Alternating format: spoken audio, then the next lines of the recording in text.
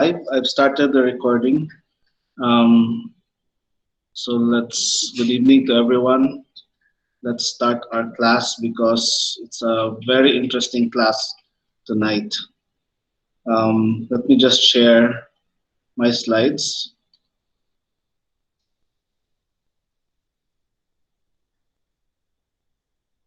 So, September 19, we will start with a review of our previous session.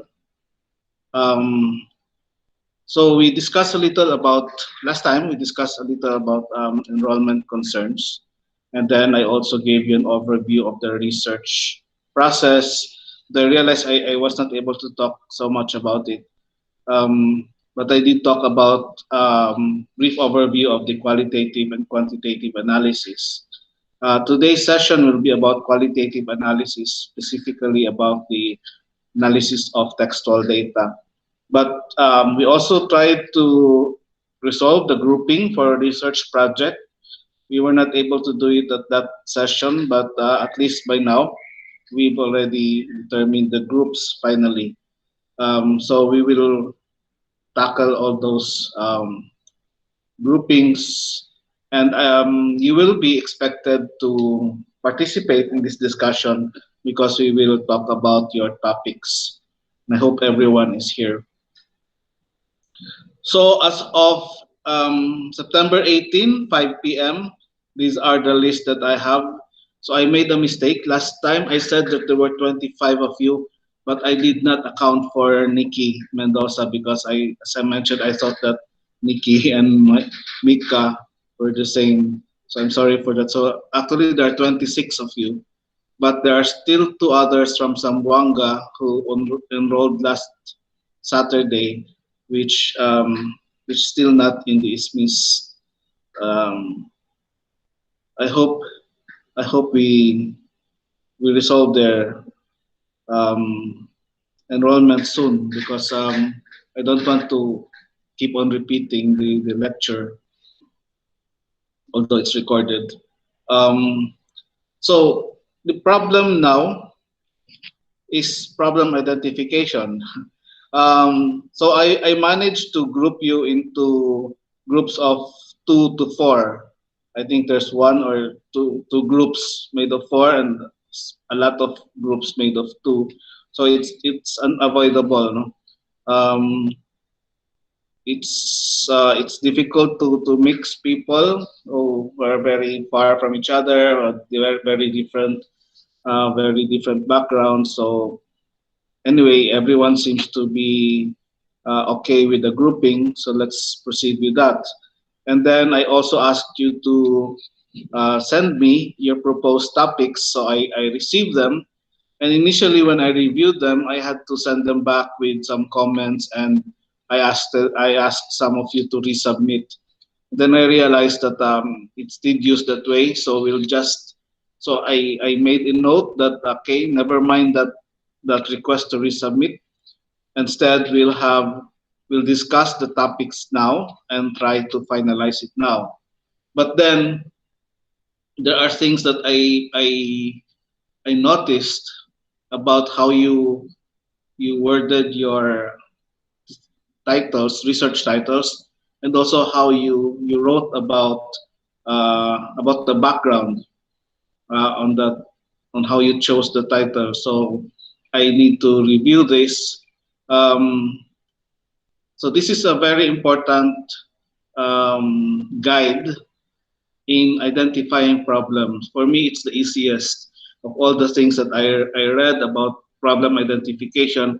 I chose this because for me it's a systematic, basically. Um, uh, and I would recommend that you do it this way at the start until you really get the hang of it, so that later on it's a breeze, no? Later on when you are going to identify a problem for research. Basically, there are 4 components. The first component is a problem, simply, which is a perceived difficulty. So there has to be a problem or a situation. Um, well, this is a definition of the problem, no? A perceived difficulty, a feeling of discomfort with the way things are, a discrepancy between what someone believed should be and what is. No? So I mentioned to you that there are four considerations, but as you can see here, there are three. So the very first consideration is actually like the situation. Um, Let me show you the second slide. So problem situation. So I did it this way in a table. First problem situation, then you talk about the discrepancy, then the problem question, then the answer. So let's go back first. So a potential research situation arises when there are when three conditions exist. So first, there is a perceived discrepancy. In the last meeting, I called this the gap. Okay, but we can also call it discrepancy between what is and what should be. What should be is like what I mentioned last meeting is the ideal, but then what is the actual situation. I gave an example of a class full of bright students. So the ideal situation would be the class will have high grades as in general. But then what if the actual situation is that the overall average of the class is low? So then there's this discrepancy. So it makes you ask the question, why is this happening? So which leads us to the second consideration, which is the question about why the discrepancy exists. Okay, and then the last is very important. There should be at least two possible and plausible answers to the question. Okay, because if you can answer it with only one answer, therefore it is not researchable. It is simply a question with a definite answer, like asking, what is your name? So, my name is Troy Elizaga. So, nothing to research there. No? So, let's look at the example. This is a non-research problem. So, the situation states that a recent survey in District A found that 1,000 women were continuous users of contraceptive pills. But last month's survey statistics indicate that none of these women are using contraceptive pills. Okay, so I have to explain why this is the problem, why it has to be about about contraception, because this material that I'm using is from the population study, population office. So therefore, their concerns is about population control.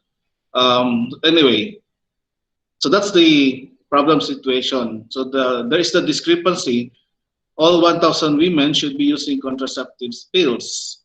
But then what's happening is that all 1,000 women are not just using contraceptive pills when the actual report came in.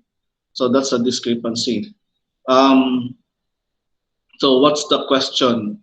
So what factors are responsible for 1,000 women discontinuing their use of contraceptive pills? Okay, and then there was a definite answer. A monsoon flood has prevented all new supplies of pills reaching District A, and all old supplies have been exhausted. So there's only one answer, and then it satisfied already the question. Therefore, since the question is satisfied, so there's no need to do research. So this is, I don't think this is a very good example, but it's, I think it's easy to understand. But let's look at a problem which is which is researchable. Okay, so the problem, the situation says District A is always flooded during the monsoon season. Recognizing this problem, the National Family Planning Program established a new supply logistics system for the district. So each pill user is given a 4-month supply before the monsoon begins.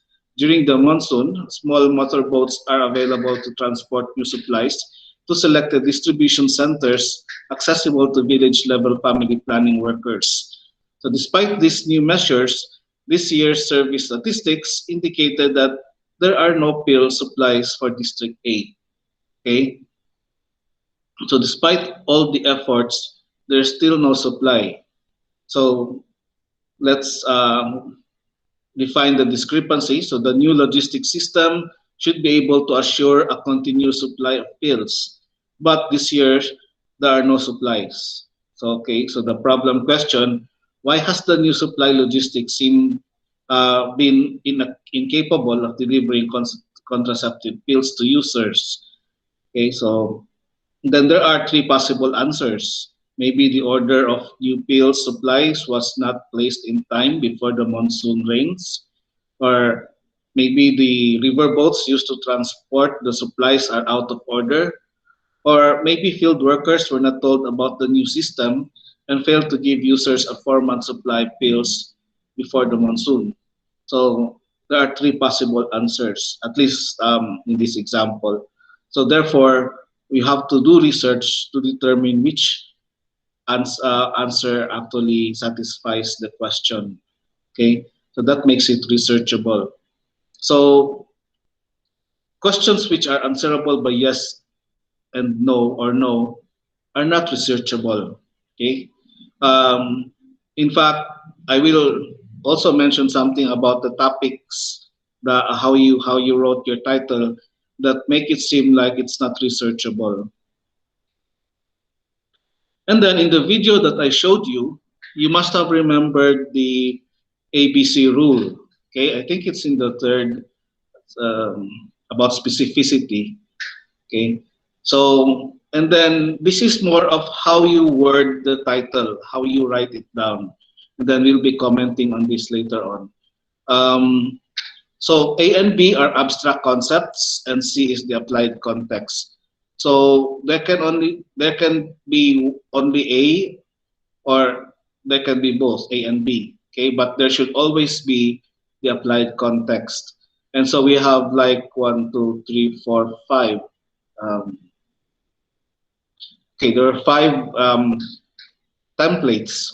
The speaker in the video was called it templates.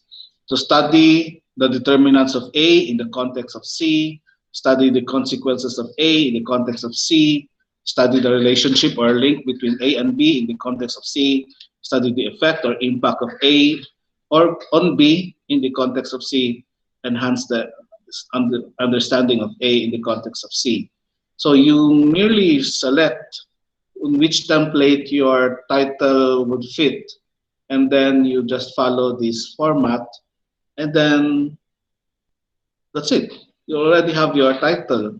Um, the title is very important when you write your publication, your research publication. In some journals, um, they even give you a restriction on the number of words that you have to use in a title. Imagine my dissertation. Um, the original title is a study of something something anyway. But then because it was a bit long, I was told to remove the article A at the start. So instead of saying a study, it the title starts only with study of um, I think it was I forgot my title already. Anyway, so that's the importance of the problem, the title. Um, from the title alone, you should already have an idea of what the whole research is. So we will go into an exercise. I will be calling on each one of you, and then um, so this is difficult. No? Um, I wonder if I can. Yeah, I think it's okay. Um, I will call on each group, and then I will tell you to tell me the problem situation behind your topic, the discrepancy, the problem question, and some possible answers. And then we will try to finalize the title, how your title is worded. Okay, so malas ang mauna, no? But I already made up the slides, the list. But before that, let me introduce these cute creatures: Kawaii, Pikachu, Bulbasaur, and Charmander. So why did I introduce this? Because those who do not give me a group name, I will give them the names of Pikachu, Bulbasaur, and Charmander for their group. Okay, and let's start with group of Team A. Cherry Ann Caliso, Eureka, Jean Quijano, and Edsel Sanchez. So unless you give me a name before today, after today, or before the day ends, you will be Team Pikachu from now on. Okay. So the topic that they presented seems that they um, already chose is post-COVID-19 interior interventions, professionals adapting to the new normal lifestyle in a work from home environment. So, who would like to talk among um, the three, Cherry Ann, Eureka, and Elsil? So, who can tell me like a problem situation that made you decide on this topic? Then define the discrepancy, and then tell the problem question, and then give me the possible answers. The last we will do this together. Okay, so can I call on Cherry Ann? I forgot who's the lead here. Is it Cherry Ann? Are you here? Oh, we're all leaders, sir. You're all leaders. No, there can only be one. um, because when everyone talks together, they don't agree. So there has to be one. Um,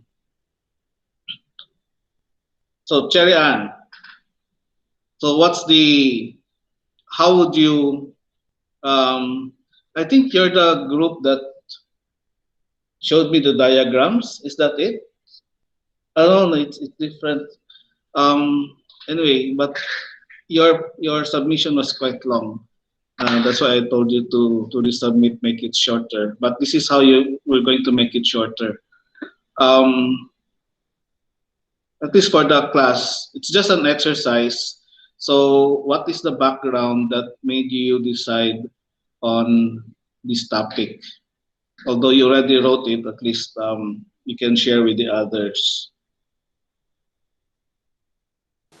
The background, sir, it spur from the fact that a lot of people working professionals have already made the move towards working from home. So also the fact, Mm. so also the fact that very timely and relevant that it's we're in the middle of a pandemic.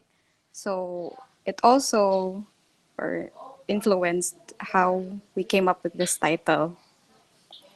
Yeah, so what would be your ideal situation there? Your ideal situation is that everyone is working at home already because of the pandemic. Is that it?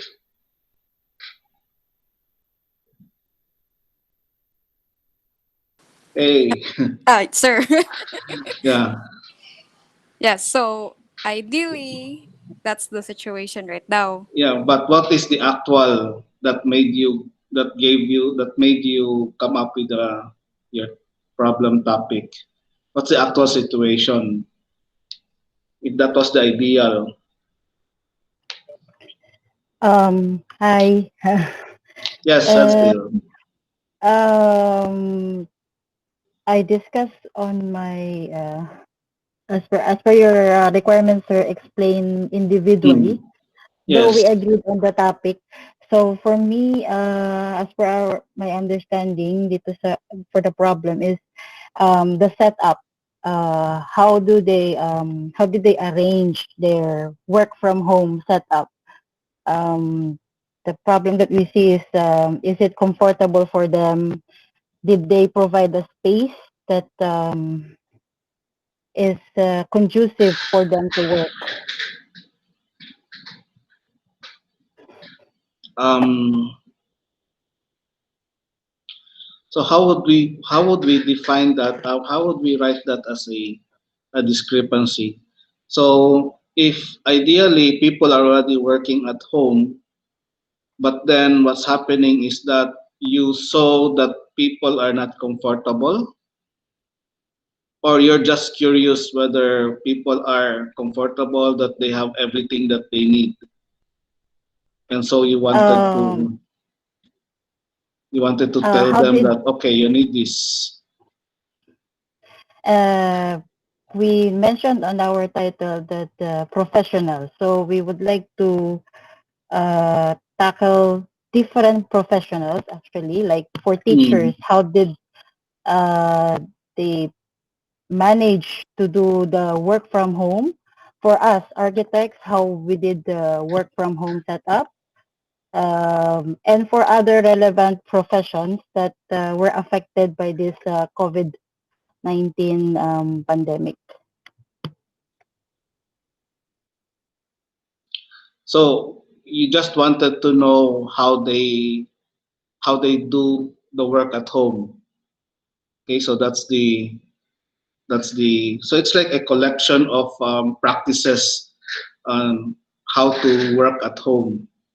Um, Uh, well, the and also question is yes. So please continue. uh, and also how did they work at home, and did they provide specific area?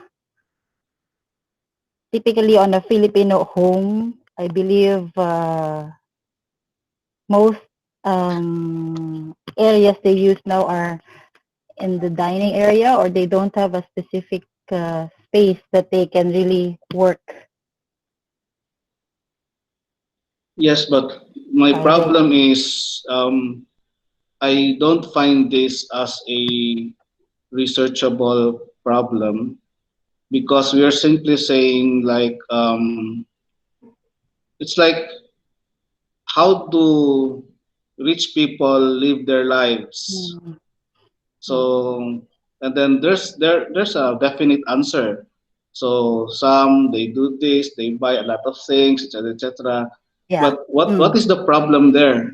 What are you, for example, in the video, the four aspects there of the research problem. The second is contributory.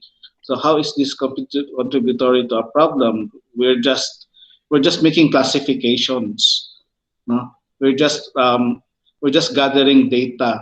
Okay, so this guy is doing it this way, that guy is doing it this way, and this is the mm, collection of. So you're just making a list. So you're not really analyzing anything. So what are you going to analyze? Because our class is about data analysis. So that's the that's my problem, no? What do you think are we going to analyze? Sir, in the problems or in the current situation of the pandemic, sir, di ba, we have difficulties in coping up with work at home environment.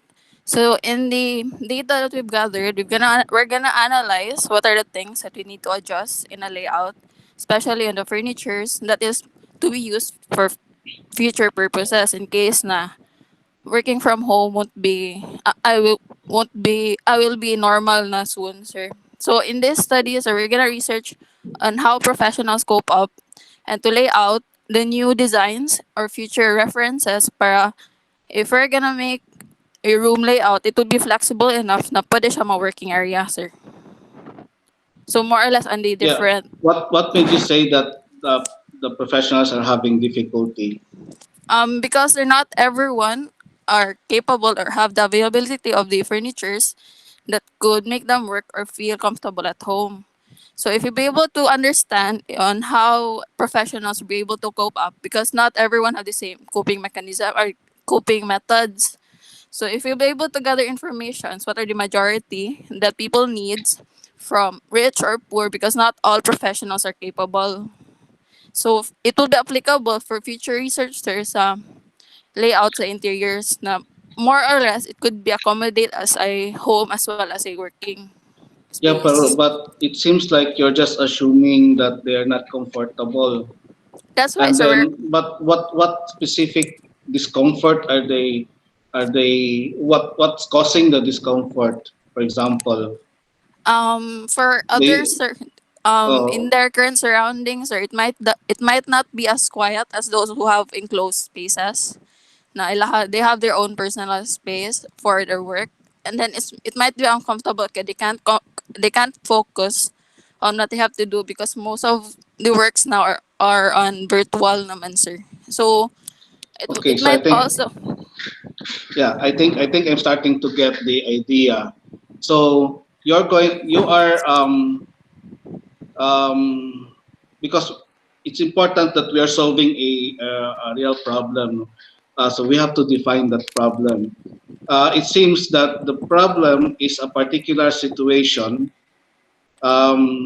arises only when a particular situation is present. Like when you say that people are their houses are or their rooms do not have uh, noise insulation. I just remember we this morning the faculty had a meeting and then we were sharing problems similar to this, no?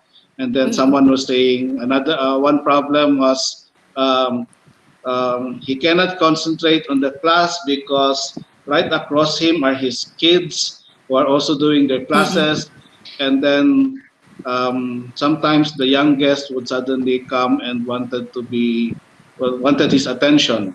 mm. So, but then the problem now is the scope, no? Yes. Because if you're going to consider all the possible problems that a professional will encounter in home at work arrangement, Mm, you might end up with so many that you can cope. And mm. actually, unless because you have to define all of those and then solve each one. Yes, Okay, sir. so the problem with kids, the problem with dogs, the problem with uh, big windows, no privacy, so blah blah blah blah, and then you have to solve each one. So But also, sir, isn't it also a good thing if we gather information from different professionals so that we can also cross and compare different problems from these professions, and with that we can also figure out what's the most or like the biggest problem that all these professionals have in common. yes, it's good as long as you define your scope, which should be doable within the semester, because otherwise we won't have a grade. So, okay, we're not going to solve the problem of the world. Okay, so we're just going to solve a specific problem for exercise purposes. Okay, so this is a good intention, but let's just get a chunk of this for exercise to train ourselves. So I think we'll have uh, to do what we call scoping, which is um, to lessen the scope, to limit the scope. Um, but what's your idea of limiting the scope? Uh, Unless you think that you can really handle all of this. Well, it's agreeable, sir, that of course there are a lot of professions, so that's a lot of data Oh, gathering. oh. Would you recommend if we choose a specific type of professional instead, like educators, like that, sir? No, because otherwise it limits your sample. I would recommend either stopping at identifying their difficulties. That's my recommendation. Instead of going to the next step, which is solving those difficulties. Okay, because even if you concentrate only in one difficulty, like the problem with sharing the room with the children during the work work at home, is already a researchable topic. Okay, so that alone is enough. But then if you want to something bigger, so maybe you can add another, but definitely for you to identify all the problems and then solve them will really be very difficult. Not It's not impossible, but there's just too many things to do. Um, for our purposes. If you want, you can identify only the top problems if you want to solve them, and then solve that problem. So maybe when you do a survey of out of like so many professionals, and you come up with a list of say 10 or 20, so you just focus on the top 3 and then try to solve the that problem. So that's another way of limiting your scope. So it's up to you. So maybe you need to discuss this with your group, how you're going to limit your problem. Is that okay? Or napa may question? Yes, sir. That sounds good to us. Limiting the scope. Yes. So now, if we if you do it this way, so um, so the problem situation is that professionals now, of course, are now doing home at work because of the pandemic, but then a lot, maybe there are a lot of complaints, no, because although home at work, work at home, I'm sorry, is a very ideal situation. It has a lot of advantages, like no more traveling, and everything is supposed to be very homey, and yet they are still having problems. So that's what you're trying to solve. So what could be these problems, and then how are you going to solve these problems? So there are many possible answers to that. But then in this diagram, in this table, the scope is not mentioned, no? But then Mm. it's up to you to write the problem. So um, to write the scope. The proposed title, we will tackle that probably next meeting once you already tell me the final scope of your uh, Mm. this of your problem statement. But Okay. initially, I will comment on this. Um, this does not give you the idea of the research problem. And then having compound titles like 2 titles, post-COVID-19 interior interventions, and then the usual colon, and then another one. Let's try to avoid that for now. Okay.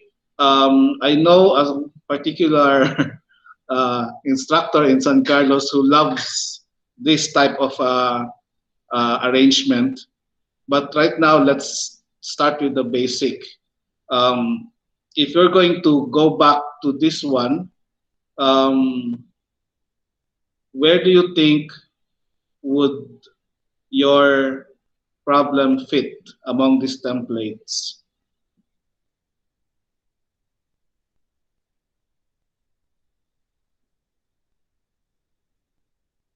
So I'll give that as an assignment. Okay. So your topic should fall in any of these. Your title should fall in any of these templates.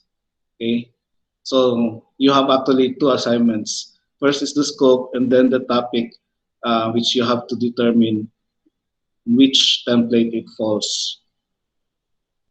Okay, Team Pikachu. Let's go to Global Palawenyo Architects. Who's bigatin? But then they have one topic each, and whose topic is this alternative ways of recreational facilities? Is it yours, Jefferson? Is Jefferson here? I don't think he is, no. What about Cindy? Which one is your topic here? You have to unmute your mics. Hello, sir. Good evening. Good evening. You have Sir, to talk. hello. Yes. Variations of architectural design in restaurants in around Puerto Puerto Princesa. Princesa. That's your topic. Yes, That's the sir. one that you suggested. So Yes, what sir. led you to that topic? I have this curiosity that why some restaurants here have more customers than others, and yet they have the same good food. That's why I wanted to address that gap and answer that curiosity. So the like the problem situation, the ideal is that all the restaurants have good food, therefore Mm, they should be having the same numbers of customers customers, and and yet high profit. yes, and yet only some are having good profit, some are having difficulty. So you want to Yes, sir. identify. Yes, sir. Okay. Um, okay. So that's good. But Yes, sir. what data will be are we going to look at? Their architectural features, sir. But the assumption is that Design. it's because of the design. Maybe, sir. The business is dependent on the design. What if the business failed because of poor management or poor service, customer service? So the food is delicious, but the service is poor, or maybe about cleanliness. So the design of the facility is very good, but it's not sanitary. It's not clean. It's not well maintained. Mm. So how do you defend yourself from that? I would just, sir, cite some restaurants that up. Wait lang, sir. Di ba lahat naman, sir, sila may sanitary permit? So, assuming Mm, na na-inspect naman sila, sir. So, they will not have the yes. permit if madumi yung area. Hmm. Maybe yung sa service naman, sir, yun lang. Pag Are sa you going to service, study more than one restaurant, or are you going to focus on one? considering, sir, yung top 10 po. Top Or, 10? yeah, yung famous lang dito po sa Puerto Princesa. There's so many restaurants in Puerto Princesa. Yes. So, I will ano ko lang po ng top 10. My suggestion is, because what you're doing is questionable in terms of because you're assuming. Okay, so maybe you answered the question about the problem about sanitation, but then there are still the other problems like poor management, or maybe even if it's not fully it passed sanitation, daily maintenance, no, daily cleaning is not really unsanitary, but it simply looks dirty. No, I mean, I don't know, unpleasant. Sir, So sige. May experience kasi ako na, sir. Yung may certain restaurant na pangit yung service nila, pero, ano, sir, bumabalik yung tao. yeah, in fact, Tapos yung, that's a good topic. No? If it's how come people are going back when ideally they should not be because of the poor service. yes, sir. But this one, I would suggest, if you really want to examine 10 restaurants, it's like the first group, no? You either focus only on identifying what could be the problem, or if you want to go beyond that, so you narrow down into the, say, top one or two or three of Okay, these sir. problems and solve them. But do not assume that it's always the design, Okay, sir. okay? Because that's very dangerous. You already have a solution, in fact. So Okay, sir. then, so you have to, but then that's only one topic. You have the three of you have to decide on these Yes, three. sir. What about this Nikki Mendoza? I saw your name here. So which one is your topic?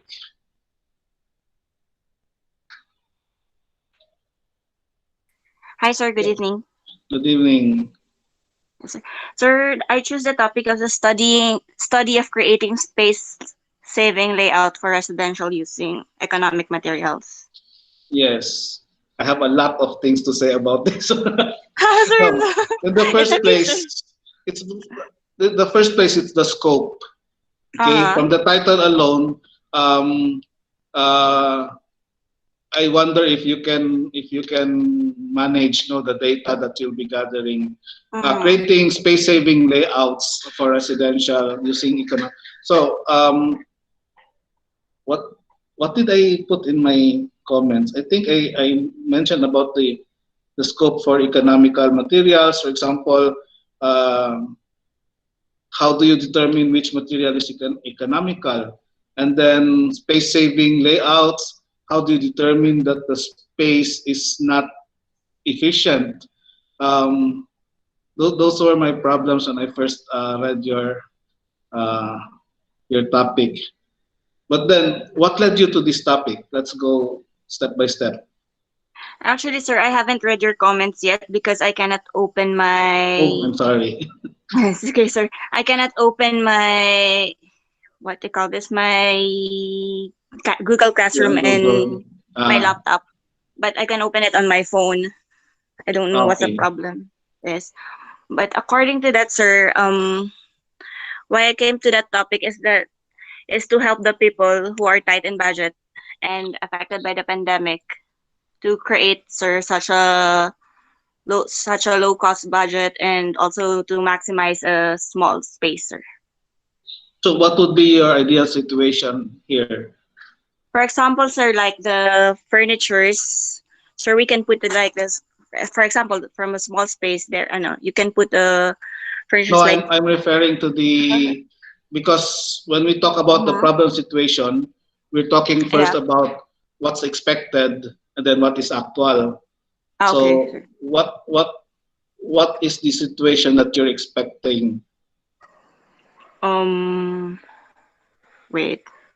Like for example, the second group, she said that about these restaurants, she said that okay, so they're all delicious food and they should have the same market base, so they should have the same um, uh, number of customers, but Mm-hmm. the that's the expected. But then the actual is that it's not. No, some are doing well, some are not. So she has to research why is this happening.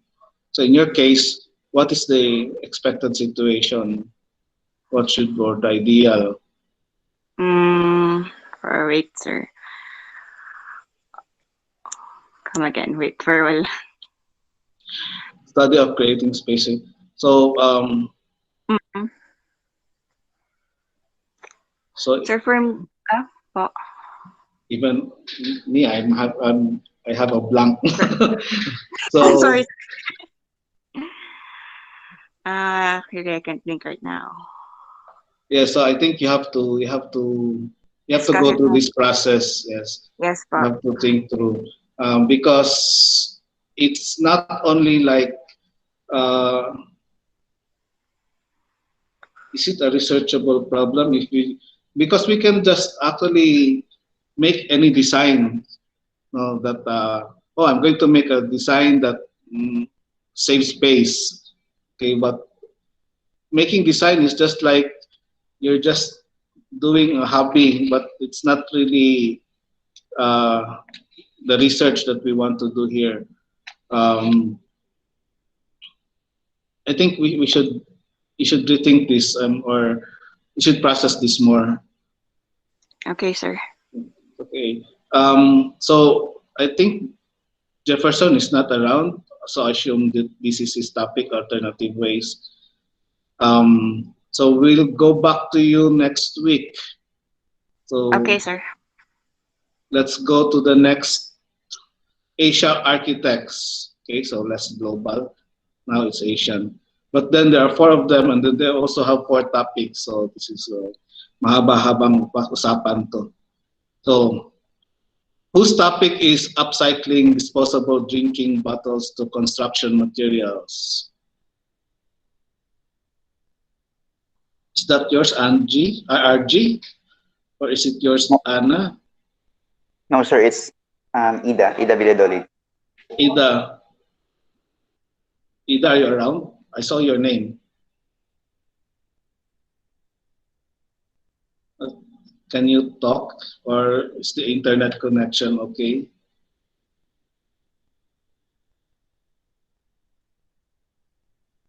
we'll have to listen to how the others process the problems, because we can learn a lot of things.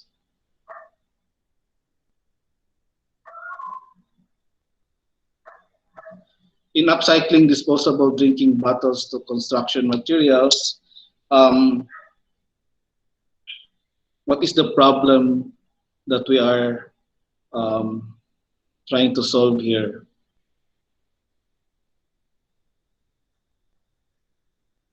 Or what is again the ideal situation?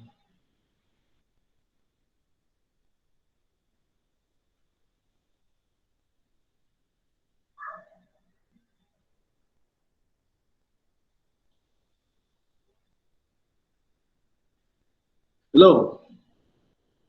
So I guess Ida cannot talk, no? My assumption is the internet connection is not good. So let's go to the second topic, public awareness assessment of architectural profession and practices. Whose topic is this? That's mine, sir. And, Tenorio. so RG. Yes, sir. Okay, so what led you to this topic? Well, I propose this research topic, which is the public awareness assessment of architectural profession and practices in urban barangays in PPC in City of Puerto Princesa City, Palawan. Because I observed that some of the projects constructed here in Puerto, especially in urban barangays, are prepared and designed by non-architects. So, though the architecture was already exists since the beginning, but the profession created by this field still appears unclear to the public. So that's it, sir. Yeah, I think this is very clear. No, the ideal situation is that projects in LGUs, in urban barangays, should be handled by architects, and yet in reality they are not. So you wanted to know why, and then you wanted to focus on the issue of public awareness, whether people are aware of this, Profession, that yes. the profession that only architects are supposed to be doing this. Yes. So okay, so I have no problem with the topic. So okay, kana. Let's go to the next. Thank you, sir. Thank you. Fostering a safe and healthy learning facility. Whose is this? It's either Anna's or Noe. Noe. It's Anna, sir. So this is your topic. Okay, Yes, so what sir. led you to this topic? So we wanted to actually, during this time, we are having a hard time doing the laboratory work of our students. That's why we wanted to put that into study na maging safe siya during pandemic. And although I think we will be breaking some laws with regards to that. Are you saying that excuse me, are you saying that the students are going to school during this time? Yes, sir. We wanted to study if we can create a facility for a secure and healthy learning environment. That's only for the laboratory subjects only, sir, of the College of Engineering. So this has not happened yet. So you're preparing for it. Yes, sir. Okay. Yes, sir. So your ideal situation would be laboratory work should be done in the university. Yes, sir. And yet the actual situation is that there is this pandemic that is causing the complications. So how do you answer this? Okay. So, yeah. Well, okay. So at least that's clear to me.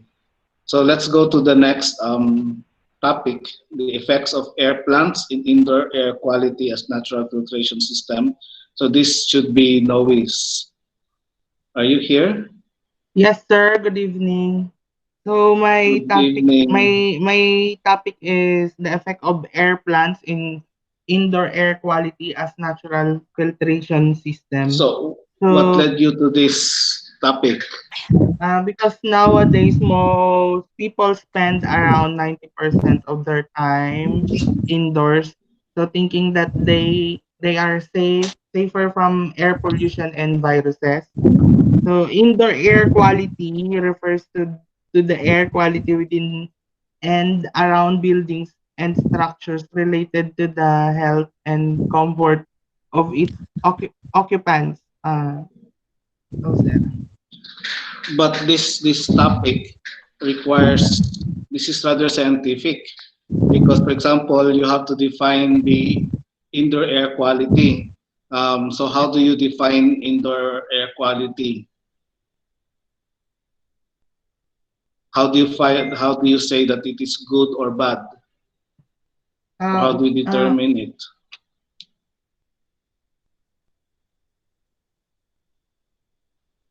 I think how do you measure? How do you measure the quality of the air indoor? How can you say that it is good or because bad? I want to achieve for human comfort. Yes, but this will be a very quantitative study. For example, it's like the pH levels in water. So you wanted to make sure that the water is only has this level of pH, no? Then you can say that it is good or bad. But then in Yes, sir. air, how is that? How are you going to measure it? Do you have the tools to measure? Uh, Uh, I I don't have yet the data about measuring the air, sir. Yeah, so So I think this topic is, although it is good, I think that it is problematic for you in this class because you do not have the equipment to measure air quality, especially because this is going to be experimental. So you have a control variable here. So you have a okay, room, for example, then you test the air quality and you say that it is bad. Then you introduce a plant and then test air quality, and then whatever happens, then you make uh, a deduction or a judgment. No, that okay, so the plant has an effect because the I don't know what it is went down. So the pollution went down, the carbon dioxide went down, or whatever. You know. yes, So it's highly scientific to be valid or to be worthwhile. So I would, although this is possible as a scientific research, but for okay, our class, I don't think I will recommend this. So I have not heard about the upcycling yet, but the mm, other two are good choices also. So maybe after after you have heard the discussions, you can decide on one topic after okay, this, sir. no? So the Okay, four of you should meet and then decide on one. I really yes, hope I can hear about upcycling. Pero it seems na since okay, na wala naka-present si Ida, so you'll have to choose between these two. yes, sir. Thank you, sir. Although Ida is here, I'm sorry, Ida, you lost your Hello, chance. sir. Yes, Hello, sir. that Can you hear me? yeah, I can hear you. Yes. My mic has a problem when I use the laptop, so I switched to my phone now. Okay, so let's talk about your topic: upcycling disposable drinking bottles to construction material. What led you to this?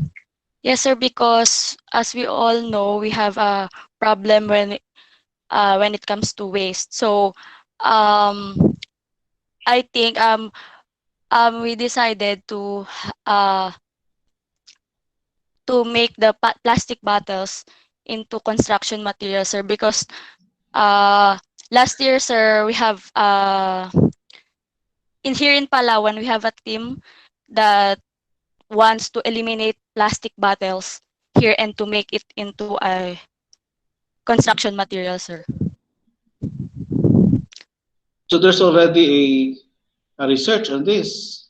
Um, not really, sir, but um, they started to uh s- to they started po to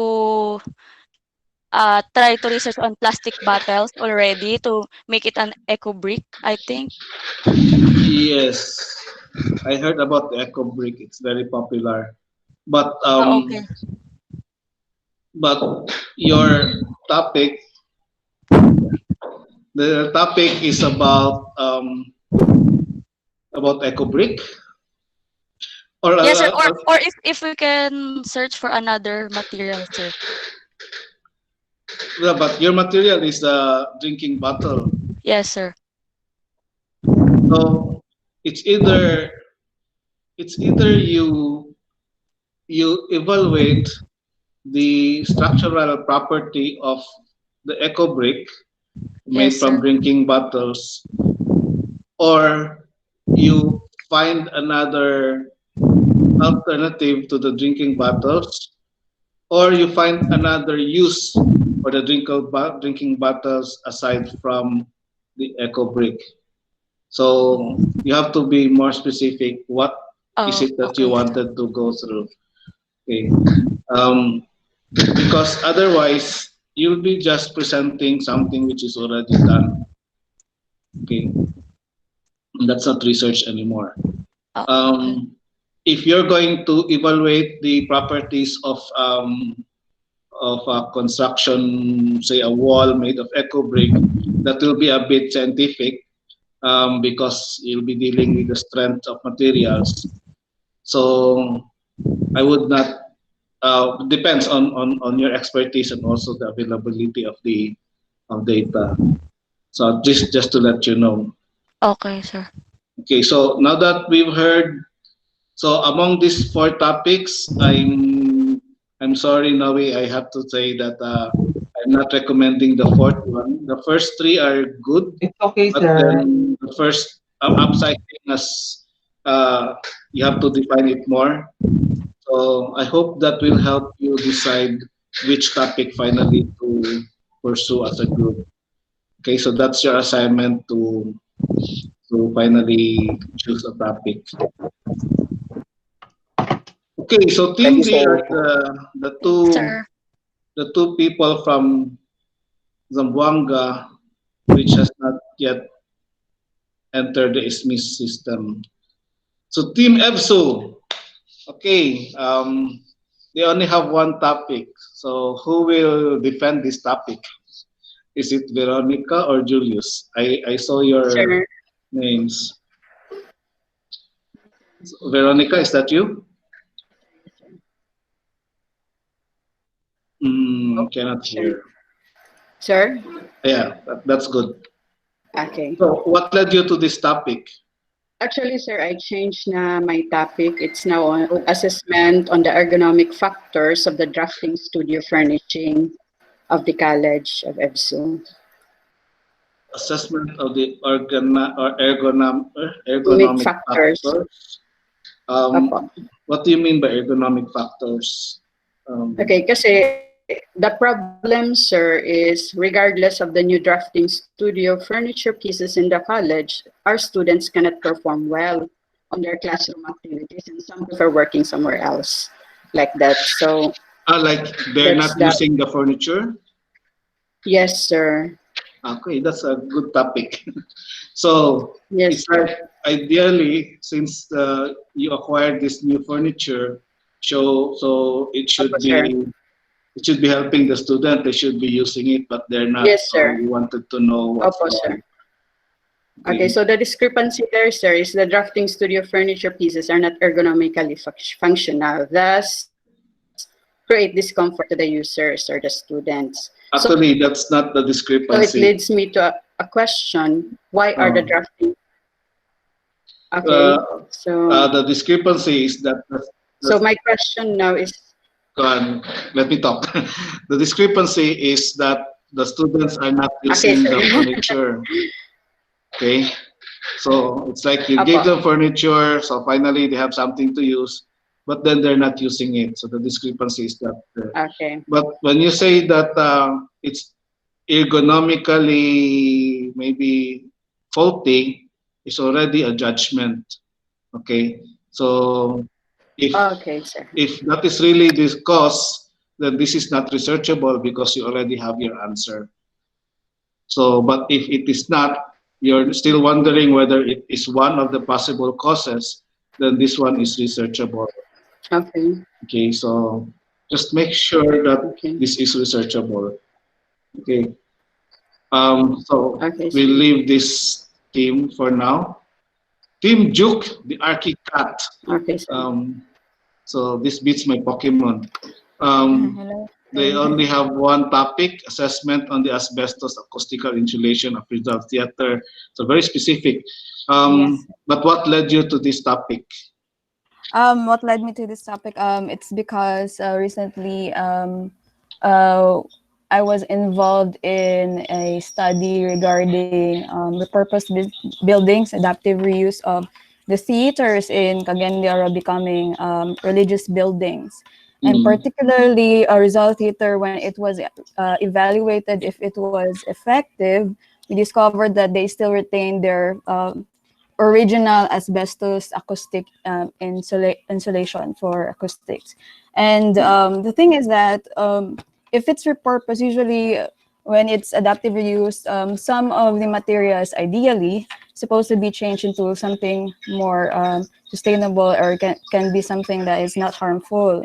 But they retained it. So since 1969, still the same asbestos acoustical insulation, knowing that asbestos as a material, if it's sprayed on, it can be hazardous to people, especially in a very closed area. And then, Yes. yes, and that's why we wanted to see evaluate the insulation if it's actually still effective or it has become friable, sir. There's something friable, it turns to dust if you actually touch it, which makes it very much harmful to the goers using the Rizal Theater. Okay, so my question is, if you know that this is dangerous, why are you not simply going to replace it? Why do you need to research on whether what led you to reconsider? We can reconsider, sir, because asbestos could be still effective as an acoustical insulation if it was installed properly. Usually, it's like that. Yeah. So I think okay, so the ideal situation here is that you are renovating the theater and then the asbestos acoustical insulation is still intact. Yeah. And that should solve the problem, um, except that asbestos is known for its carcinogenic materials. No, but then I think the discrepancy is that the the budget does not allow for new installation. Yeah. So you're going to Yes. see whether you can retain the asbestos acoustical insulation Yes. Yes. and maintain the safety level. So Yes, you have to sir. word it that way. Okay. So if that's the case, then so this is researchable. So congratulations. Let's Thank you. go to Team MAR, Megan, Angelo, and Rino or Rhino. So who's going to talk? Building Hi, sir. materials. Megan? I'm the only one around, sir. Oh, okay. Yeah. No Both choice. my groupmates, they had an emergency, so it's just me. Okay, so I think you're capable. So what led you to this topic?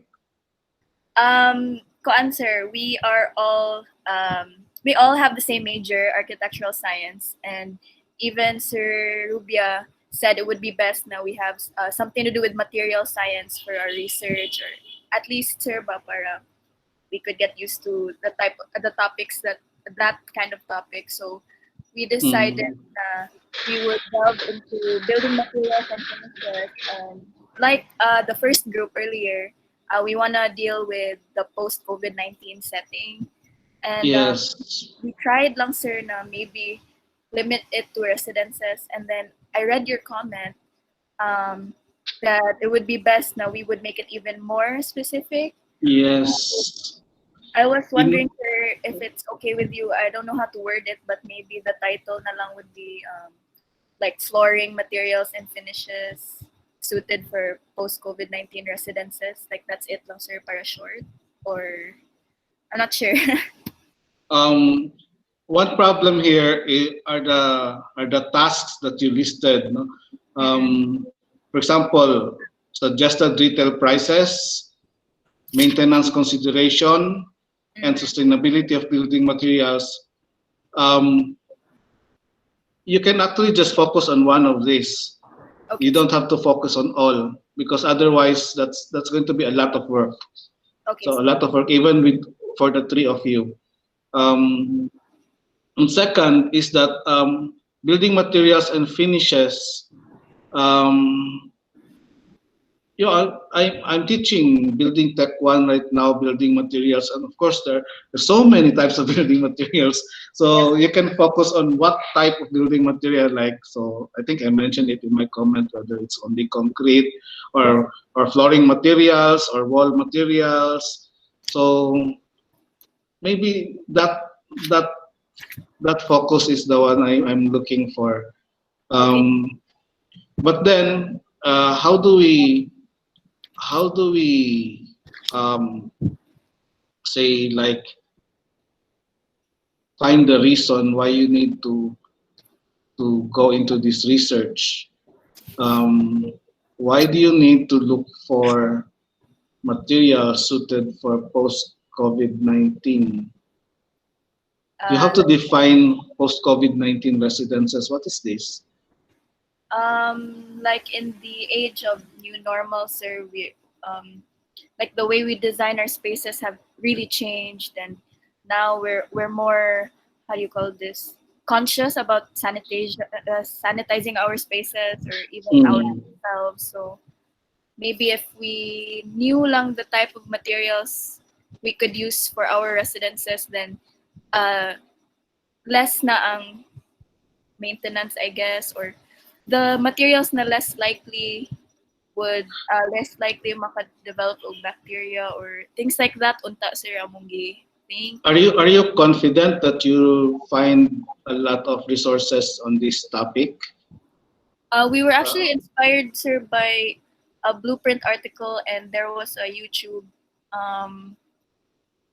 like a webinar they posted on YouTube. So we wanted to use that as reference. They already stated materials, sir, and then we were just trying to see which one of those were more affordable for the average middle class Filipino family. So so that's my advice. So you have to scale down. You have to scale down the study. You can select one of these, either maintenance consideration, prices, or sustainability, and then also scale that, define which type of finishes, so that you're really focused. So because otherwise it's you might, even if you gather so many things, it will come out that you're still lacking. It's not sufficient. Okay. So you might end up frustrated. Team H. So this will be Charmander. There are two topics, possible topics. So whose topic is study of safety protocols being implemented on selected commercial establishment in Cebu City. Is this yours, Bea or Mika? Yes, sir. That's mine, sir. So what led you to this topic? Because I've been in Cebu City, sir, during the MGCQ status, so I've observed that not all establishments have the same safety protocol. So some establishments only have the alcohol, and some also has their own washing area, and also some has washing area plus contact tracing documents. So Mm. it's not uniform. So in So my you case, wanted to know. I want to categorize how many establishments na ingana ganiya mga safety protocols and kinsay dili strict ingana siya. So people will Oh. be aware, or establishments would improve their protocols. But I think what you're saying, so I get the idea of, so Cebu City is making this ruling about protocols, and in principle, all the establishments should be following, and yet Yes, they sir. are not. Yeah, But some the research should be more on the reason why they are not complying, rather than to make only a listing of which establishment complied and which establishment do not comply.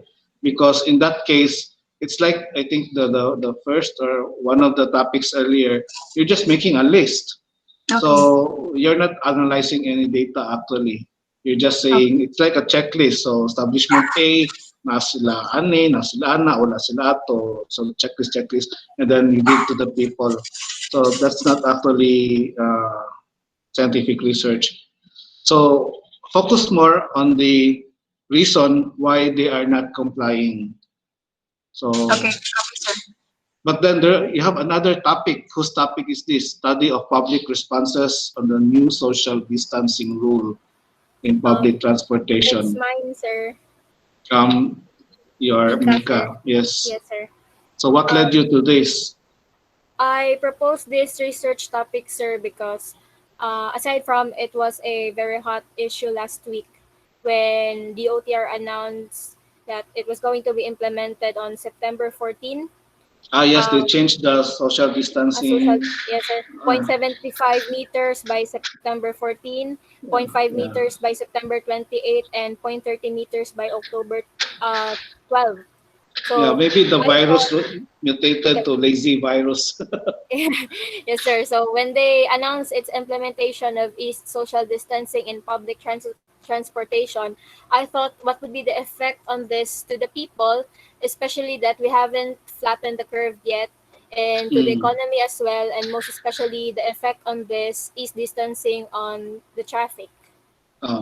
So this is like the other study about the assessment of public perception. So this is public perception, so simply, and this is also researchable. But then, so the group has to decide which of these two topics you're going to adopt, because you're going to go deal with only one. So to help you with that, of course, you have to think about which is the more efficient in terms of gathering data. Okay. So anyway, so at least the two topics are now okay. The first topic has to focus on the reason. I think this is the last group, Green City Architects. Only have one topic, so who's going to talk about this? Ezra or Jenny Lynn or Christine? So we have the Sir, Powerpuff Girls. sir, good evening. Yes. Sir, can you hear me po? Yes, Yes, very sir. loud and clear. Sir, actually, we have come up to this topic because we are all employed architects under the LGU. And we have experienced so many projects that we used to wonder what types of plans we will use to urban parks or our government public parks. So we decided to uh, arrive at this topic that would help in our identification of what types of plants that requires less maintenance for a sustainable landscape in the long run. So we are assessing our title because based on your comment, sir, we haven't got any problems here in this Yes. topic. from the title alone, it's like you're just making a list of plants Yes, that you're sir. going to recommend. It's like the other one, no? Just making a list of restaurant that complies and do not comply. So you're just making a list of plants with certain properties, whether they can be low maintenance or not. So that's not Yes, sir. research. Yes, sir. So it seems that what you're saying is that there's a lot of there's a lot of public parks and open spaces which are up to redesign, or which are being which are There's being uh, what Actually, sir, there are lots of parks that we develop and establish, but no the maintenance of those parks are not so good because some of them are dry, or they okay lost their aesthetics or their beautification because the okay landscapes all die. so well So there are a lot of parks and public parks and open spaces which is very good. yes, The sir. thing is that they have deteriorated because of poor maintenance, and you Yes, already sir. identified that the one reason for this is the selection of plants. Yes, sir. Yes, Um, sir. so that's why you wanted to study on what plant is more ideal, so that it is low maintenance. Okay, Yes, so that's yes, sir. okay. The topic should be presented that way, or the problem should be presented that way. Okay, you have to redo this title, because it's really telling me that I just wanted to make a list of Yes, plants. sir.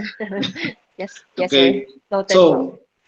so let's go back. So for this week, your assignment will be to, for those who do not have yet a topic, I mean a selected topic, because there are still an option of 2, 3, or 4 topics. So your first assignment is that you have to choose which one. So after hearing about the topics, the pros and cons, and also you should talk about which topic here is more doable, okay, where there is data easily available. So let's not be very ambitious for now. As long as we have a valid title, a valid problem, valid topic, then and then doable, so let's stick to it. It's okay. So even if we don't get to solve the problems of the world or problem of the neighborhood, so this is just an exercise, but the problem has to be valid. So this homework is per group, okay, per group. So one submission per group, not individual anymore. You're going to submit this form, and then you're going to write down the problem situation, the discrepancy based on our discussions, the questions and possible answer based also on the on the examples here in the slides, which I will share. And then you're going to rewrite the title based on these templates. You're going to choose which template fits my title, and then you're going to rewrite it. Okay. You can probably reword it if you want, but as much as possible, just stick to this for now. And then when we read it, we can later reword it. I will help you step by step. No? Let's stick to this for now. So I hope that that's understandable. No? So a group submission, fill this up, fill this they fill this table. But when it comes to proposed title, we should choose which one applies, and then select that as template for the title. Okay, so wow, it took so long, but I'm getting hungry. So we will talk about this qualitative analysis of textual data. So let's try to do this very fast. So part of understanding society is gaining access to the way people attribute meaning to what goes on around them. So this is very subjective. So there are data which are very subjective, like what do the people think? So it's public perception, like what before, no? And then we wanted to know how they react to action or lack of actions. So for example, there are events or no events. there's expected events but there's none, or there are people or there are expected people but there are none. So how do they react? So um, normally you can do this by interviewing or talking to people. Okay, this is something that has to be done on a personal level. It says here that what should be the topic for interviews that you cannot get by any other means as a primary data. So the subjective aspect of data is something that you cannot get easily without interviewing. But other than interviews, so there are also textual data like books and written documents. Okay, it's like someone else did the interview and wrote it down for you, because your next task will be, aside from talking, is to write down what they say. So one way of gaining access to people's understanding is to capture their talk. Okay, this can literally mean their spoken words turned into text, or it may mean that their words that were written down by them for themselves, or diaries.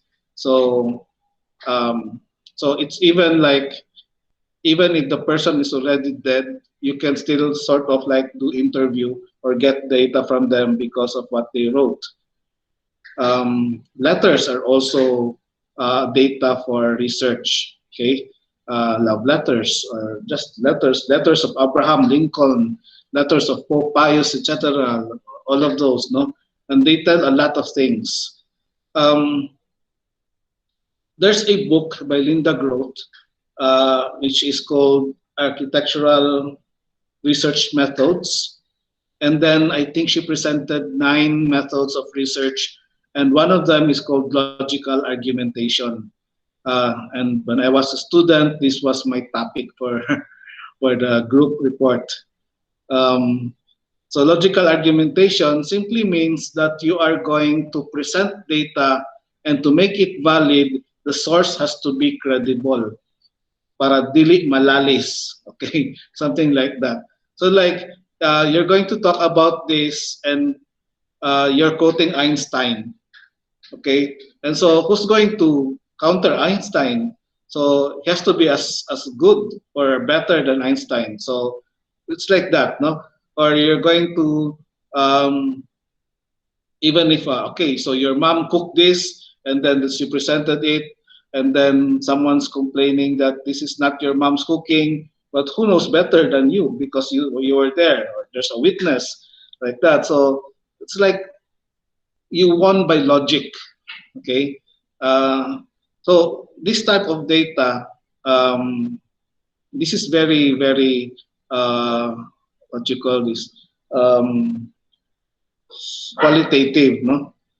So but when I mentioned interviews, I mean more about unstructured interview, because even quantitative data can be gathered through interviews, especially if you already have the form, and you already, it's like instead of making them fill that out for you, you just filled it out for them, but you have to ask them. So that's still interview, the structured.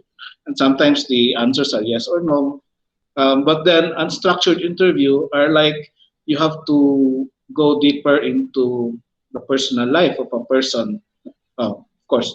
Or when you read something, it has to be very personal. No? In this context, interview means any exchange of words between the researcher and the source. So any exchange of words. And then here I put the words in quotations, because the words can be unspoken, like their language of actions, for example, are languages. They also communicate, okay? But then we'll talk about how the action becomes text. But prefiguring the field is one phenomenon that you have to watch out for. So it's like some of you who already have an answer to your research problem. No? You already know what you're going to put. So it's like it's already a bias. So by framing and posing a research question or problem and being aware of the theoretical positions available in topic, researchers are prefiguring the field or anticipating what they may find. So it's like you already know, but you're going to do it anyway. Okay. Sometimes that really happens, but of course you have to go through the discipline because you have to prove to them that this is not your creation only. It is really data gathered from the field. Okay. But even if the outcome seems obvious, you should not get carried away thinking that everything has to be like this, so that even your interviews is like leading already towards it. Okay, so there's that problem that you have to um, to face. So prefiguring the field runs the risk of researchers only finding out what they want to find by only looking for specific phenomena or being blind to other issues that arise.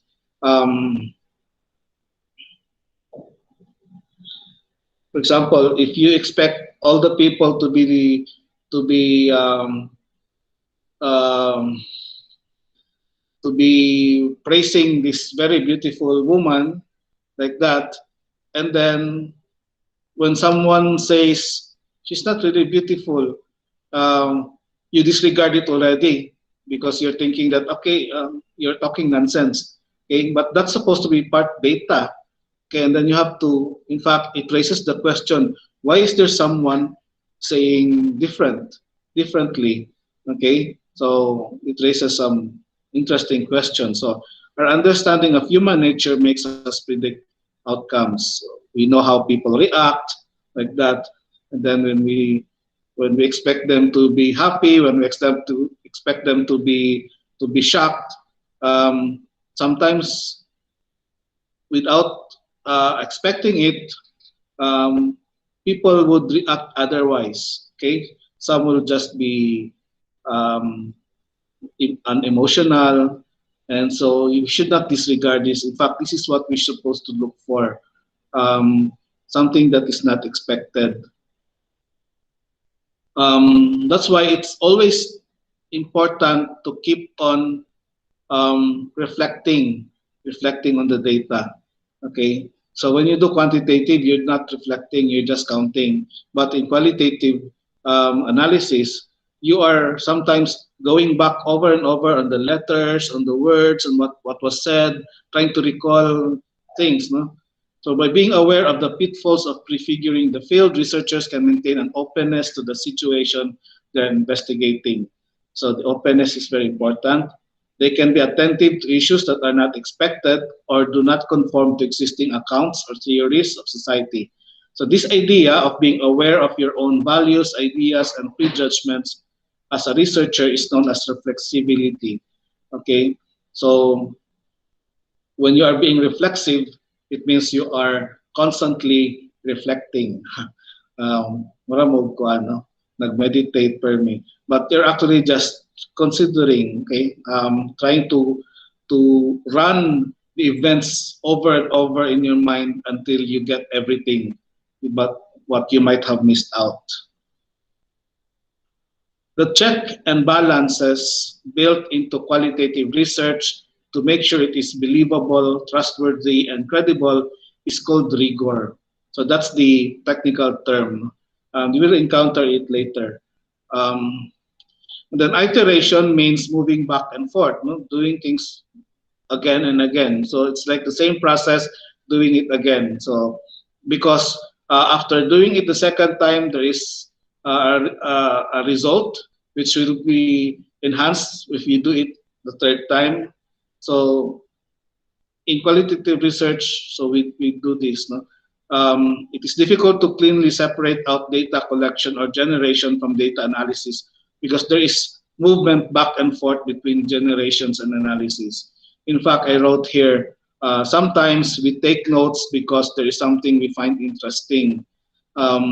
Even if we are doing the interview, we're talking to a person and someone else is recording it or something else is recording it, sometimes there are things that we notice that we want to take note ourselves. So someone else is already taking note, but we are sure that they might not capture what you just saw, like um, nuances like a sudden action, no? Or sudden laughter, or something that both you and the source know only, and then the other person does not know. So you take note. Okay. So in that moment, you're actually analyzing the person. Although you're getting data, which you will analyze later, what you did is you already analyzed, you took note, you got the data, and then you continue. So this happens. Okay, so the process is not step by step linear. Okay, so it's very free flowing, So you should not. In fact, I find qualitative research is very very relaxing because it's like the more relaxed you are in getting the data, the more data you can actually get because people tend to be more relaxed on you also, and so they stop hiding things, so they open up. Okay, so these notes are then processed into memos or guiding notes to inform the next bout of data collection, and so leads the merry dance. Okay, here note to self is sometimes what we write. Okay, when you catch yourself putting note to self, so you're actually analyzing something already, although you're still gathering data. So analytical memos, so when you write this down, so these are called analytical memos. So this happened because you identify patterns and then work out limitations, exceptions. So anyway, you just read this, no? Because these are very, I don't know whether this is self-explanatory. Anyway, so these are things that you write down normally, generating tentative explanations for the patterns and saying if they are present or absent in other things or situation. So because the pattern is not easily seen. For example, you're talking to a person or you're reading a document, and then suddenly the pattern comes out, so that every time he does this, this happens, or every time he says this, this happens. So you catch the pattern. It's not in the text. It is not said that there is a pattern here. This is the pattern. So you're the one who sort of get it. So you write it down. So, and then at the same time, you're still collecting more data, but you already analyze something. You already found an explanation into a theoretical model, or you already confirmed, or you are trying to modify a theoretical model. So many things, okay? So you'll just experience this as long as you keep on reflecting on what you're doing. So if you're doing this absent-mindedly, you're just copying text from a book, you're not really trying to understand, you're not really trying to learn anything, so it's difficult. So you won't get this this like a stage of writing memos, writing analytical memos. So one way to like validate what you hear is you triangulate. So triangulate, it says here, is a term borrowed from geography, especially when there is an earthquake. So at 3 points, they announce the degree of the intensity of the tremors, and then so you sort of make a circle, and then the 3 circles meet at 1 point, so you're able to pinpoint the focus of the earthquake. So also here, no, you triangulate what you learned from the text. When I say text, even from interview translated to text, and to from other information like events, for example. Let's say the text says that it was very dark during the time he's on the field, and then but it is unusually dark. And he says, and then you wonder, why is it unusually dark? And so you try to read more on what happens during this day, and then you find out that there's a blackout because of course this is a rural area. Maybe he's on the field and he could not easily tell that it's a blackout, and so they just describe it as unusually dark. So that's one way, you triangle, and then you to reinforce it further, you find another event or another data that sort of confirms what is being said, and then with that you are very sure that okay, he's not lying or he has not forgotten, it's definite, like that. Okay, and then sometimes you need to triangulate data, especially if your source is a little doubtful, especially because of old age or forgetfulness. In my work in restoration, for example, we have a convent here which is very old, and it's already it was destroyed by an earthquake, but we have to rebuild it. And then the community wanted us to build it the way it looked at the very start. But then the convent already went through so many changes. But we had a picture of what it looks like during the start. So no problem, there's a picture of the exterior. But when it comes to the interior, so we're at a loss. So we have to talk to very, very old people. Then we have to walk through the ruins, and then they have to point. And then at some point they would say, "Oh, the stairs here, going that way." And then if there are two of them, the other person might say, "Oh, no, the stair was over here, going that way. I remember, or I think I do." So so how do you determine which one? No? So you have to triangulate. So you have to find another source that sort of supports one of them. So you can choose that. Okay, the one that this guy is saying is the true one. So triangulation may also be done with events and other data other than interviews. So there is something else that okay, it's here, no? Fluency. So you have to learn how to speak the language of your source.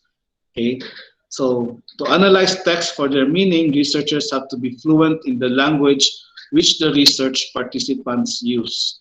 Okay, we have a lot of Japanese students coming here doing interviews, so they have to ask for my help. Okay, we're collaborating because they cannot, although they can speak English, they can miss out some cultural habits, okay, which is added to the data. So we have to assign a local to always go with them.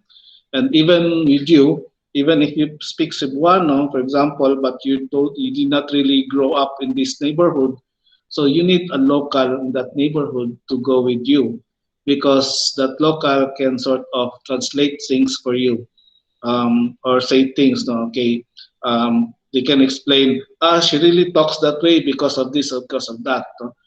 So there are things that you might not understand. Why is she calling me this name? Then the local might say, because you look like her brother, etc., etc. So this is how she is. So without that, you would get confused and you might write the wrong data. You might say that this person is insane, when actually she's very sane, but she's just a little emotional, or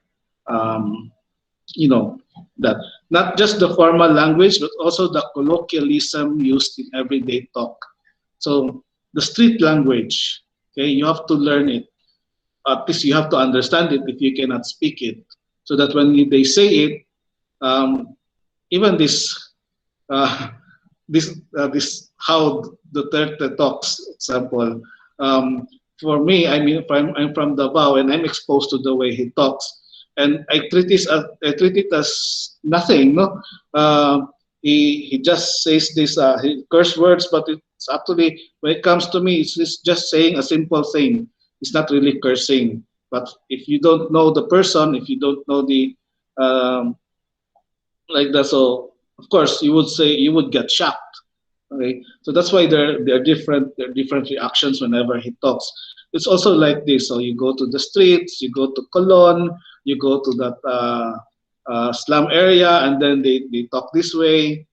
So you have to learn. So there's a lot of things to learn, especially from young ones. No, the younger generation are fond of making abbreviations.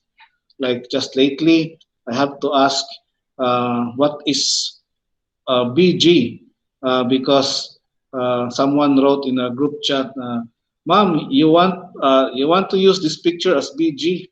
So, so I was like, although she was addressing another person, but then I was trying to understand what they were talking about. So I asked, what is BG? So it's background. So okay.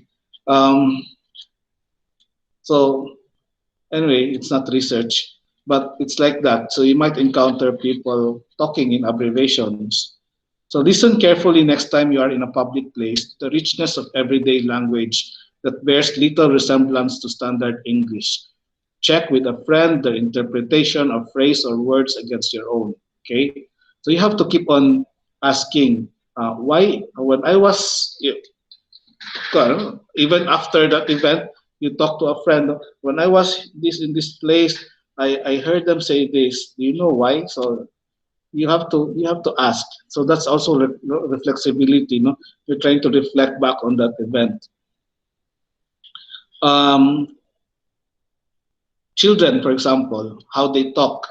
Okay, so you have to know the background of the parents, how they talk to the children, because this is how they talk also to other people. And then an inability to understand what is said will restrict researchers' ability to gain an understanding of participants' motives, meanings, and behaviors. Okay, so that makes it very exciting. So when you do qualitative research, it's actually like being a sociologist. Okay. Where was I? Yeah, I wrote here, always get permission for everything. Okay, so always get permission, especially if you are dealing with minors. Okay, um, when you're dealing with minors, you have to get the permission of the parent or the guardian if you want to talk to them. Even if you're just sitting on a bench and then a child goes near to you and talks to you, and then look for the guardian and the parent, and then ask them if it's okay to talk to the kid. Okay, you just don't talk directly. Okay, you avoid as much as possible. Um, Also, I'm thinking now of when you have to record your conversation, or you have to take photos or copies of a letter or a document, you have to ask permission. So in Vietnam, for example, we were interviewing some fishermen, but then at that time, the my Vietnamese friend was asking me, "Can you help me? Can you record our conversation so that I don't have to do this?" Okay, so I did that, and when the fisherman saw me, he told my friend that please tell him to stop recording. Okay, so my friend had to tell me, please stop recording. I'm very sorry, I forgot to ask permission. So you have to ask permission. If you notice sometimes that even in pictures that you take, you have to blur the faces of the people who are on the background, okay? Because you have not asked their permission to be part of the picture. But this is about the next topic, no, visual data. But then here, you have to get permission. Normally, you get permission because you're going to use this for public consumption. Other people will be using it, or will be reading it, will be seeing their faces or hearing their voice. Okay, So, but then if it is something that is only for you, for your own consumption, I don't know, maybe just to gain more space in your hard drive. Um, so sometimes they allow it, but they tell you, like when we were in Japan, and then we were toured in a very exclusive restoration project, and it's really very exciting. So many things to learn. So I was clicking my camera all over, and then they told us that you're not supposed to take pictures, but we will allow you, but do not post it for the public to see. You can use it for a class. I think a class like this one is not considered public for them. No? So they gave us restriction. You can use it as for your class, for educational purposes, but please do not post it, especially in social media. Okay, especially in social media, because you know how tiring that can be. No? So capturing talk. So videos are the best, but so I was ahead. No, but get permission first. So the act of capturing talk may shape what is said and in turn influence how it is analyzed. So the best really is to capture by video, okay? If you are talking to someone and you have to transcribe it into text. Using tape recorders to capture talk means the researchers may attend to the interviewee without having to focus on writing down their talk verbatim. So it makes with the recorder there, so you're more free. No? You don't have to keep on bothering with writing. However, the recording will have to be clear to allow an accurate transcription. So attention to equipment and environment will have a direct effect on the quality of the analysis. Okay. You should also write, because even if you capture it in video or in a audio recording, later when you transcribe, you should include other things which were not said. Like if he laughed, so you put there laughter, something like that. No, if strangely enough he scratches his head, I don't know why that's strange, but you find it strange. So you also include, after saying this, you include scratching his head. So like that. So anything that you notice which is peculiar or interesting should also be written down, even if it was not said. Okay, because later on when you will reflect again, after writing everything, you read again, and then you reflect on that that event. You also get to reflect, why was this important to me that he's scratching his head? And then, okay, because of this. So then you put side notes, you have the analytical notes. So this is how you gather data. Okay. So it depends on how really you're very good in doing this. Sometimes you don't, it becomes second nature. So if you keep doing this, no, it becomes second nature. So that when you talk to a person, you actually end up already gathering data. Okay, so you're like a spy.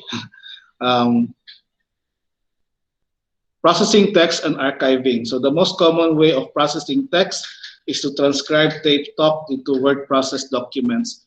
They may then be read and reread to identify meaning, patterns, and models. Okay, so analytical notes and memos will be made, and all of these need to stored carefully to protect the integrity of the original document, to allow the various components of the current analysis to be identified, to locate the source of the comments made. So again, I was advanced, no? In transcribing, include a description of significant reactions. What I want to highlight here is that you should keep your notes, okay? And then the best practice is that you only have one notebook for data gathering, whatever data that may be for a particular project. So if you are doing simultaneous project, research project, so you have one notebook for each. Okay. So if you're comfortable combining them, okay, as long as you're very disciplined, but it's better if you have separate one. In that one notebook, you write everything, your notes, anything that you saw in the letters, or even if you copy the letters, and you can even paste the pictures there, etc. So I think you've seen that in movies, no? When there's an adventurer and then they found a journal and it contains all those like that. No? So like Lara Croft finding the journal of his father. So that notebook is what you're supposed to have as a researcher. And well, you're in the graduate school, so you're doing research. So expect to have that kind of notebook also. So you have to protect that notebook.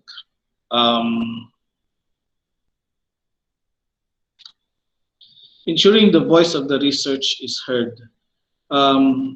Never forget to identify and describe the source. So you should always put who said this. And then if it's an interview, you also put a description. So aside from the name,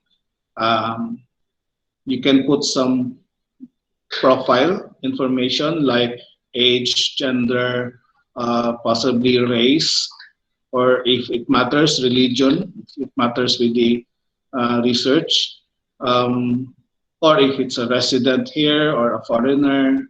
So you have to put it there. No? So the way in which qualitative research is presented to us as readers is crucial for us to have confidence in the rigor of the work. So here's the technical term, the rigor of the work, no? Which means the validity. It went through a check and balance. A good way to show that theories come from the understanding of the research participants is to allow their voices to be heard. Okay, this means including representative quotation from people's talk to illustrate points. Okay.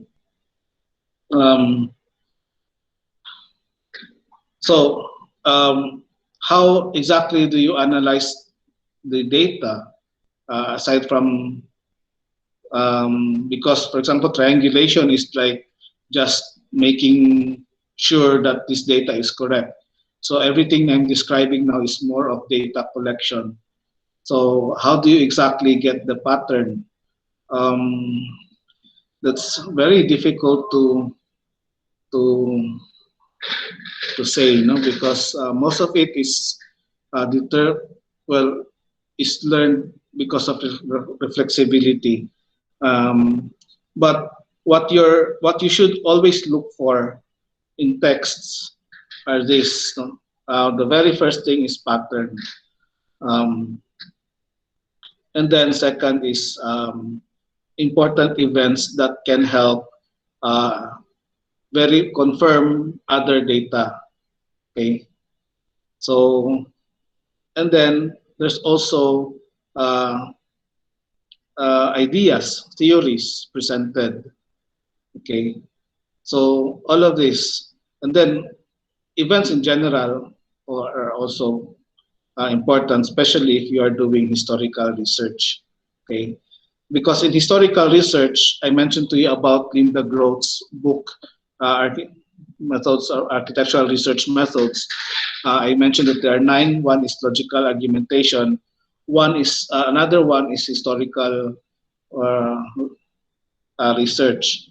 When you do historical research, all you're doing is actually making a narration, but you're actually making a narration of something that already happened that people may not know already because it was a long time ago. But then that narration has to be accurate. So it should be credible also. No? So how do you determine that it's accurate? So again, you triangulate. No? Perhaps I can show you an example later of a study which makes use of this, no, textual data. But for now, I'm not prepared. I think this is the last slide, and there's still one. Okay, this is the last slide. Sock bug. So it's a very interesting term, but it simply means in statistic outliers. Okay, of all the people who said this the same thing, there's one or two who said otherwise. So the temptation in qualitative research is to ignore the odd categories. I mentioned that when I talk about prefiguring the research, that do not fit neatly into the emerging theory. So everyone is actually saying this, agreeing to it, but there's one or two who disagreed. So these oddments are like the solo socks you find in your drawers, hence the sock bag phenomenon. So all qualitative research projects will have oddments that defy characterization rather than airbrush them for the picture they need to be acknowledged as part of the whole. So when you have a meeting and then you put the matter into a vote and then you get the ayes and the nays, no? You take note of those who say yes and also those who say no, and even those who abstain. So you should do that also in research. Okay, so you mentioned that everyone agreed, but then you also mentioned except for a few, and then who are this one, this one. Then you characterize them, and then maybe describe why or what's their position. Okay, but they did not affect the research, the result of the research, because everyone agreed to this. But then that data is still very important for further research. And hopefully, or it might even be important in your result, in translating your result. Okay, anyway, just put it there, no, because there is sure to be a use for it. Okay, so don't neglect, even if they are few. Okay, you have to put them also. You have to include them in your write-up. Okay, so I guess I already gave the classwork. I actually identified. I was supposed to give you a different classwork, but we cannot go into the next phase unless you all pass through this phase of really breaking down your topics into the considerations that I placed, and also writing the topic properly. Okay, so I will give this classwork next meeting. I will not show it here. Okay, so is there any question? In the chat box it says, unsay correct na email ad nimo? It's the first one. tsedizaga@usc.edu.ph. That, yeah, TS Edizaga. That's the same for all the teachers. Okay. So is there any questions? It's already, oh my gosh, it's 8 o'clock. So we've been here for 2 hours. Anyway, I'll again upload the recording. So it seems like a long recording. And then you can review it. And then I will also write the classwork that I assigned to you, so that you have a guide and then you submit. Maybe I'll ask you to submit on Thursday, but I can still go over it on Friday. Then we can discuss on Saturday. Okay, so shall we dismiss? Can someone say yes, sir? Let's dismiss. Yes, sir. Yes, sir. Yes, sir. Okay. Yes, sir. You sound so hungry. Okay. Yes, sir. So let's stop recording.